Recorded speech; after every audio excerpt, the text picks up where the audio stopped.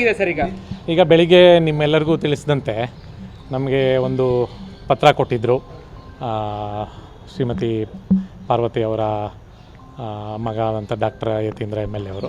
ಅದ್ರ ಬಗ್ಗೆ ನಾನು ಬೆಳಿಗ್ಗೆ ಮಾತಾಡಿದಾಗ ತಮಗೆ ಅದೆಲ್ಲ ನೋಡಿಕೊಂಡು ಪ್ರೋಸೆಸ್ ಮಾಡಿ ಯಾವ ಥರ ಇದೆ ಏನು ಅಂತ ನೋಡಿಕೊಂಡು ನಾವೆಲ್ಲ ವಿಚಾರಿಸ್ಕೊಂಡು ಸೊ ಅದ್ರ ಬಗ್ಗೆ ಆ್ಯಕ್ಟ್ಸು ರೂಲ್ಸ್ ಏನಿದೆ ಎಲ್ಲ ನೋಡಿಕೊಂಡು ಮುಂದಿನ ಕ್ರಮ ಕೈಗೊಳ್ತೀನಿ ಅಂತ ಹೇಳಿದೆ.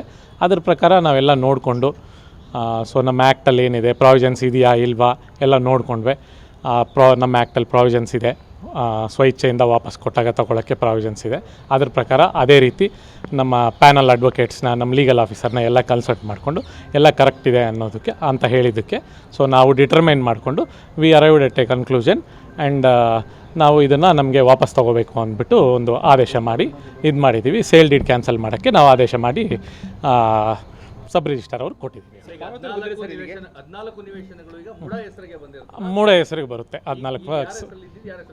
ಈಗ ಶ್ರೀಮತಿ ಪಾರ್ವತಿ ಅವರ ಹೆಸರು ಇದ್ದಿದ್ದು ನಮ್ಮ ಮೂಡ ಹೆಸರಿಗೆ ಬರುತ್ತೆ. ಇದರಿಂದ ನಮಗೂ ನಮ್ಮ ಆಸ್ತಿ ನಮಗೆ ಬಂದಂಗೆ ಆಗುತ್ತೆ, ಫೈನಾನ್ಷಿಯಲಿನೂ advantages, plus it is according to the law. ಅದ್ರ ಪ್ರಕಾರ ಡಿಸಿಷನ್ ತೊಗೊಳ್ತೀವಿ. ಅದು ಸಬ್ ರಿಜಿಸ್ಟರ್ ಇದು ನಮ್ಮ ಕೆಲಸ ಇದು ಮಾಡಿ ಅವ್ರಿಗೆ ಕೊಡ್ತೀವಿ. ನೀವು ಅಲ್ಲಿ ತಿಳ್ಕೊಬೇಕು. ಸಬ್ ರಿಜಿಸ್ಟರ್ ಹೌದು, ಕ್ರಯಪತ್ರನೇ ರದ್ದಾಗಬೇಕು. ಇವ್ರೆ ಕ್ರಯಪತ್ರನೇ ರದ್ದಾಗಬೇಕು.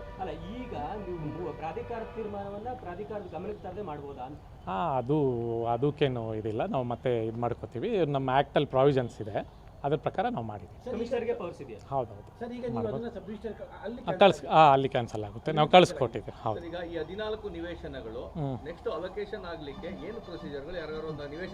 ಹೌದು, ಖಂಡಿತ ನಮ್ಮ ಇದಕ್ಕೆ ಬರುತ್ತಲ್ಲ. ಬಟ್ ನಾವು ಅದರಲ್ಲಿ ನಾವು ಏನು ಮಾಡ್ತೀವಿ ಅಂದರೆ, ಈಗ ಎನ್ಕ್ವೈರಿ ಇದೆಲ್ಲ ನಡೀತಾ ಇದೆಯಲ್ಲ, ಇದೆಲ್ಲ ನಡೆದ್ರೆ ಆ ಬೇಸಿಸ್ ಮೇಲೆ ಅದೆಲ್ಲ ನೋಡಿಕೊಂಡು ಅದೇನು ಬರುತ್ತೆ ನೋಡಿಕೊಂಡು ಇದು ನಮ್ಮ ಈಗ ಮೂಡ ಪ್ರಾಪರ್ಟಿ ಆಗುತ್ತೆ. ನಾವು ಯಾರಿಗಾದ್ರೂ ಡಿಸಿಷನ್ ತೊಗೊಂಡು ಇದು ಮಾಡ್ಬೋದು ಅಂದರೆ ಮಾಡ್ಬೋದು. ಅದು ಆದಮೇಲೆ ತನಿಖೆ ಆದಮೇಲೆ ಅಲ್ಲಿವರೆಗೂ ನಾವೇನು ತಗೊಳ್ಳೋದು.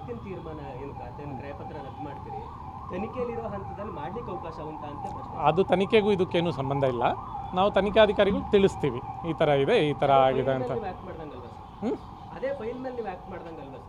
ಆ ಫೈಲ್ಗೂ ಈ ರಿಲೇಟೆಡ್ಗೂ ಅದಕ್ಕೂ ಏನೂ ಸಂಬಂಧ ಇಲ್ಲ. ಇಲ್ಲ ನಮ್ಮ ಪ್ರಾವಿಷನ್ಸಲ್ಲಿದೆ, ನಮ್ಮ ಪ್ರಾವಿಷನ್ಸ್ ಪ್ರಕಾರ ತೊಗೊಂಡು. ಹೌದೌದು, ಖಂಡಿತ ತಿಳಿಸಿ. ಲೋಕಾಯುಕ್ತಕ್ಕೆ, ಜಸ್ಟಿಸ್ ದೇಸಾಯಿ ಆಯೋಗಕ್ಕೆ, ಸರ್ಕಾರಕ್ಕೆ ಎಲ್ಲರಿಗೂ ತಿಳಿಸ್ತೀವಿ. ಎಲ್ಲರಿಗೂ ಮಾಡ್ಬೋದು. ಬೇಕಂದರೆ ಅವರು ಇಮಿಡಿಯೇಟ್ಲಿ ಮಾಡ್ಬೋದು ಅಂತ ನಮ್ಮ ಆ್ಯಕ್ಟಲ್ಲೂ ವಿತೌಟ್ ವೇಸ್ಟಿಂಗ್ ಟೈಮ್ ಅಂತಲೇ ಇದೆ. ಅದರಲ್ಲೂ ಏನಂತ ಇದು ಇರೋದು ಸೆಕ್ಷನ್ 8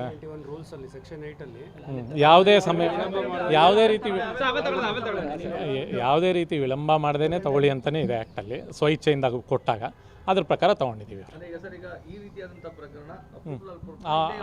ಇಲ್ಲ, ಯಾವುದೂ ಆಗಿಲ್ಲ. ಇವರು ಸ್ವಇಚ್ಛೆಯಿಂದ ಬಂದು ಕೊಟ್ಟಿರೋದು ಇದೆ ಪ್ರಕರಣ. ಹೌದು. ನಾವು ಜನರಲಿ ಏನೇ ಮಾಡಿದ್ರು ನಾವು ಸರ್ಕಾರದ ಗಮನಕ್ಕೆ ತರ್ತೀವಿ, ಸರ್ಕಾರಕ್ಕೆ ಹೇಳ್ತೀವಿ ಪತ್ರದ ಮುಖಾಂತರ.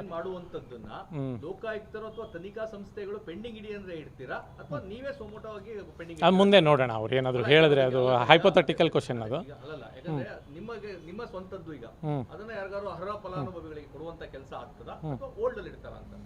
ಅದು ಅದ್ರ ಬಗ್ಗೆ ಏನು ಇನ್ನೂ ಇದು ಮಾಡಿಲ್ಲ. ಮುಂದೆ ಹೇಳ್ತೀನಿ. ನಮ್ಮ ಹತ್ರ ಇದೆ, ನಮ್ಮ ಪ್ರಾಪರ್ಟಿ ಅದು.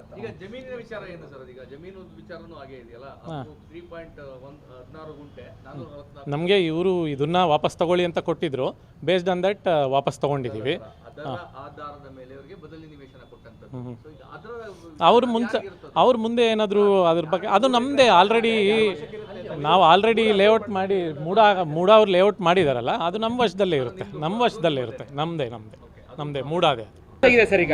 ಈಗ ಬೆಳಿಗ್ಗೆ ನಿಮ್ಮೆಲ್ಲರಿಗೂ ತಿಳಿಸಿದಂತೆ ನಮಗೆ ಒಂದು ಪತ್ರ ಕೊಟ್ಟಿದ್ದರು ಶ್ರೀಮತಿ ಪಾರ್ವತಿ ಅವರ ಮಗ ಆದಂಥ ಡಾಕ್ಟರ್ ಯತೀಂದ್ರ MLA ಅವರು.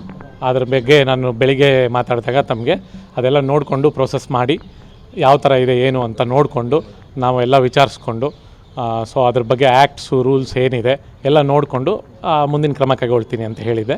ಅದ್ರ ಪ್ರಕಾರ ನಾವೆಲ್ಲ ನೋಡಿಕೊಂಡು ಸೊ ನಮ್ಮ ಆ್ಯಕ್ಟಲ್ಲಿ ಏನಿದೆ ಪ್ರಾವಿಷನ್ಸ್ ಇದೆಯಾ ಇಲ್ವಾ ಎಲ್ಲ ನೋಡಿಕೊಂಡ್ವೆ. ನಮ್ಮ ಆ್ಯಕ್ಟಲ್ಲಿ ಪ್ರಾವಿಷನ್ಸ್ ಇದೆ, ಸ್ವಇಚ್ಛೆಯಿಂದ ವಾಪಸ್ ಕೊಟ್ಟಾಗ ತೊಗೊಳ್ಳೋಕ್ಕೆ ಪ್ರಾವಿಷನ್ಸ್ ಇದೆ. ಅದ್ರ ಪ್ರಕಾರ ಅದೇ ರೀತಿ ನಮ್ಮ ಪ್ಯಾನಲ್ ಅಡ್ವೊಕೇಟ್ಸ್ನ ನಮ್ಮ ಲೀಗಲ್ ಆಫೀಸರ್ನ ಎಲ್ಲ ಕನ್ಸಲ್ಟ್ ಮಾಡಿಕೊಂಡು ಎಲ್ಲ ಕರೆಕ್ಟ್ ಇದೆ ಅನ್ನೋದಕ್ಕೆ ಅಂತ ಹೇಳಿದ್ದಕ್ಕೆ ಸೊ ನಾವು ಡಿಟರ್ಮೈನ್ ಮಾಡಿಕೊಂಡು we arrived at a conclusion and ನಾವು ಇದನ್ನು ನಮಗೆ ವಾಪಸ್ ತೊಗೋಬೇಕು ಅಂದ್ಬಿಟ್ಟು ಒಂದು ಆದೇಶ ಮಾಡಿ ಇದು ಮಾಡಿದ್ದೀವಿ. ಸೇಲ್ ಡೀಡ್ ಕ್ಯಾನ್ಸಲ್ ಮಾಡೋಕ್ಕೆ ನಾವು ಆದೇಶ ಮಾಡಿ ಸಬ್ ರಿಜಿಸ್ಟರ್ ಅವ್ರು ಕೊಟ್ಟಿದ್ದೀವಿ. ಮೂಡ ಹೆಸರಿಗೆ ಬರುತ್ತೆ 14 ವರ್ಕ್ಸ್. ಈಗ ಶ್ರೀಮತಿ ಪಾರ್ವತಿ ಅವರ ಹೆಸರು ಇದ್ದಿದ್ದು ನಮ್ಮ ಮೂಡ ಹೆಸರಿಗೆ ಬರುತ್ತೆ. ಇದರಿಂದ ನಮಗೂ ನಮ್ಮ ಆಸ್ತಿ ನಮಗೆ ಬಂದಂಗೆ ಆಗುತ್ತೆ, ಫೈನಾನ್ಷಿಯಲಿನೂ advantages, plus it is according to the law. ಅದ್ರ ಪ್ರಕಾರ ಡಿಸಿಷನ್ ತೊಗೊಳ್ತೀವಿ. ಅದು ಸಬ್ ರಿಜಿಸ್ಟರ್, ಇದು ನಮ್ಮ ಕೆಲಸ ಇದು ಮಾಡಿ ಅವ್ರಿಗೆ ಕೊಡ್ತೀವಿ. ನೀವು ಅಲ್ಲಿ ತಿಳ್ಕೊಬೇಕು. ಸಬ್ ರಿಜಿಸ್ಟರ್ ಹೌದು, ಕ್ರಯಪತ್ರನೇ ರದ್ದಾಗಬೇಕು. ಇವ್ರೆ ಕ್ರಯಪತ್ರನೇ ರದ್ದಾಗಬೇಕು.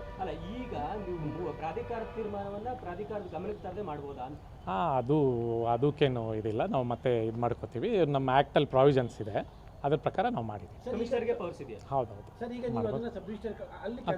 ಅಲ್ಲಿ ಕ್ಯಾನ್ಸಲ್ ಆಗುತ್ತೆ, ನಾವು ಕಳಿಸ್ಕೊಟ್ಟಿದ್ದೀವಿ. ಹೌದು. ಈಗ ಈ 14 ನಿವೇಶನಗಳು ನೆಕ್ಸ್ಟ್ ಅಲೋಕೇಶನ್ ಆಗಲಿಕ್ಕೆ ಏನು ಪ್ರೊಸೀಜರ್ಗಳು, ಯಾರು ಒಂದು ನಿವೇಶನ ಹಂಚಿಕೆ? ಹೌದು, ಖಂಡಿತ ನಮ್ಮ ಇದಕ್ಕೆ ಬರುತ್ತಲ್ಲ. ಬಟ್ ನಾವು ಅದರಲ್ಲಿ ಏನು ನಾವು ಏನು ಮಾಡ್ತೀವಿ ಅಂದರೆ, ಈಗ ಎನ್ಕ್ವೈರಿ ಇದೆಲ್ಲ ನಡೀತಾ ಇದೆಯಲ್ಲ, ಇದೆಲ್ಲ ನಡೆದ್ರೆ ಆ ಬೇಸಿಸ್ ಮೇಲೆ ಅದೆಲ್ಲ ನೋಡಿಕೊಂಡು ಅದೇನು ಬರುತ್ತೆ ನೋಡಿಕೊಂಡು ಇದು ನಮ್ಮ ಈಗ ಮೂಡ ಪ್ರಾಪರ್ಟಿ ಆಗುತ್ತೆ. ನಾವು ಯಾರಿಗಾದ್ರೂ ಡಿಸಿಷನ್ ತೊಗೊಂಡು ಇದು ಮಾಡ್ಬೋದು ಅಂದರೆ ಮಾಡ್ಬೋದು. ಅದು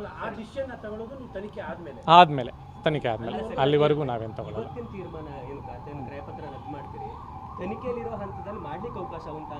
ಅದು ತನಿಖೆಗೂ ಇದಕ್ಕೇನು ಸಂಬಂಧ ಇಲ್ಲ. ನಾವು ತನಿಖಾಧಿಕಾರಿಗಳು ತಿಳಿಸ್ತೀವಿ, ಈ ಥರ ಇದೆ, ಈ ಥರ ಆಗಿದೆ ಅಂತ. ಆ ಫೈಲ್ಗೂ ಈ ರಿಲೇಟೆಡ್ ಅದಕ್ಕೂ ಏನೂ ಸಂಬಂಧ ಇಲ್ಲ. ಇಲ್ಲ, ನಮ್ಮ ಪ್ರಾವಿಷನ್ಸಲ್ಲಿದೆ, ನಮ್ಮ ಪ್ರಾವಿಷನ್ಸ್ ಪ್ರಕಾರ ತೊಗೊಂಡು. ಹೌದೌದು, ಖಂಡಿತ ತಿಳಿಸಿ. ಲೋಕಾಯುಕ್ತಕ್ಕೆ, ಜಸ್ಟಿಸ್ ದೇಸಾಯಿ ಆಯೋಗಕ್ಕೆ, ಸರ್ಕಾರಕ್ಕೆ ಎಲ್ಲರಿಗೂ ತಿಳಿಸ್ತೀವಿ. ಎಲ್ಲರಿಗೂ ಮಾಡ್ಬೋದು. ಬೇಕಂದರೆ ಅವರು ಇಮಿಡಿಯೇಟ್ಲಿ ಮಾಡ್ಬೋದು ಅಂತ ನಮ್ಮ ಆ್ಯಕ್ಟಲ್ಲೂ ವಿತೌಟ್ ವೇಸ್ಟಿಂಗ್ ಟೈಮ್ ಅಂತಲೇ ಇದೆ. ಅದರಲ್ಲೂ ಏನಂತ ಇದು ಇರೋದು ಸೆಕ್ಷನ್ 8 ರೂಲ್ಸಲ್ಲಿ, ಸೆಕ್ಷನ್ 8ಅಲ್ಲಿ ಯಾವುದೇ ರೀತಿ ವಿಳಂಬ ಮಾಡದೇನೆ ತಗೊಳ್ಳಿ ಅಂತಲೇ ಇದೆ ಆ್ಯಕ್ಟಲ್ಲಿ. ಸ್ವಇಚ್ಛೆಯಿಂದ ಕೊಟ್ಟಾಗ ಅದ್ರ ಪ್ರಕಾರ ತೊಗೊಂಡಿದ್ದೀವಿ. ಇಲ್ಲ, ಯಾವುದೂ ಆಗಿಲ್ಲ. ಇವರು ಸ್ವಇಚ್ಛೆಯಿಂದ ಬಂದು ಕೊಟ್ಟಿರೋದು ಇದೆ ಪ್ರಕರಣ. ಹೌದು. ನಾವು ಜನರಲಿ ಏನೇ ಮಾಡಿದ್ರು ನಾವು ಸರ್ಕಾರದ ಗಮನಕ್ಕೆ ತರ್ತೀವಿ, ಸರ್ಕಾರಕ್ಕೆ ಹೇಳ್ತೀವಿ ಪತ್ರದ ಮುಖಾಂತರ.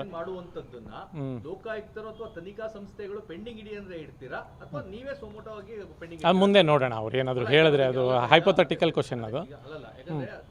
ನಿಮ್ಮ ಸ್ವಂತದ್ದು ಈಗ ಅದನ್ನ ಯಾರಿಗಾರು ಅರ್ಹ ಫಲಾನುಭವಿಗಳಿಗೆ ಕೊಡುವಂತ ಕೆಲಸ ಆಗ್ತದಾ ಅಥವಾ ಓಲ್ಡ್ ಅಲ್ಲಿ ಇರ್ತಾರ ಅಂತ? ಅದು ಅದ್ರ ಬಗ್ಗೆ ಏನು ಇನ್ನೂ ಇದು ಮಾಡಿಲ್ಲ, ಮುಂದೆ ಹೇಳ್ತೇನೆ. ನಮ್ಮ ಹತ್ರ ಇದೆ, ನಮ್ಮ ಪ್ರಾಪರ್ಟಿ ಅದು. ಈಗ ಜಮೀನಿನ ವಿಚಾರ ಏನು ಸರ್? ಈಗ ಜಮೀನು ವಿಚಾರನೂ ಹಾಗೆ ಇದೆಯಲ್ಲ, 3.16 ಗುಂಟೆ 444. ನಮಗೆ ಇವರು ಇದನ್ನ ವಾಪಸ್ ತಗೊಳ್ಳಿ ಅಂತ ಕೊಟ್ಟಿದ್ರು. ಬೇಸ್ಡ್ ಆನ್ ದಟ್ ವಾಪಸ್ ತಗೊಂಡಿದ್ದೀವಿ.